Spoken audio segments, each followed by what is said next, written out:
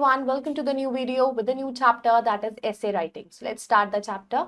Chapter 23, essay writing. Essays or articles are no longer pieces of composition. Essay or articles तो सबसे लंबी जो compositions होते हैं.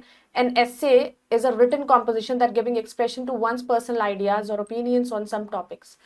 तो जो ऐसे होता है वो एक रिटन कॉम्पोजिशन होता है जो हमें एक्सप्रेशंस टू एक किसी के पर्सनल आइडिया आप बता रहे हो, अपने ओपिनियंस किसी टॉपिक पर दे रहे हो. Keep in mind the following points while writing an ऐसे.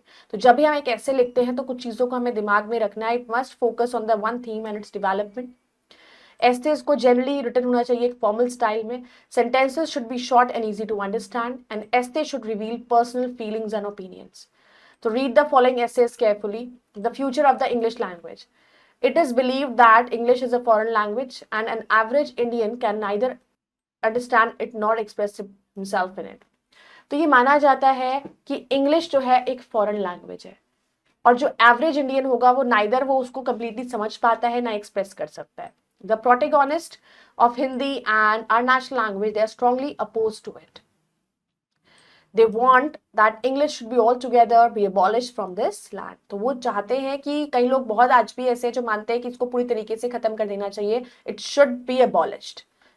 But practically it is found that without this language no country can go ahead. लेकिन practically अगर हम इस बात को सोचें तो हर कंट्री में एक जो मेजर और एक जो मीडियम है हमारी कम्युनिकेशन का जो बेसिक है दैट इज इंग्लिश ओनली. तो इसको अबॉलिश करना is not an easy task.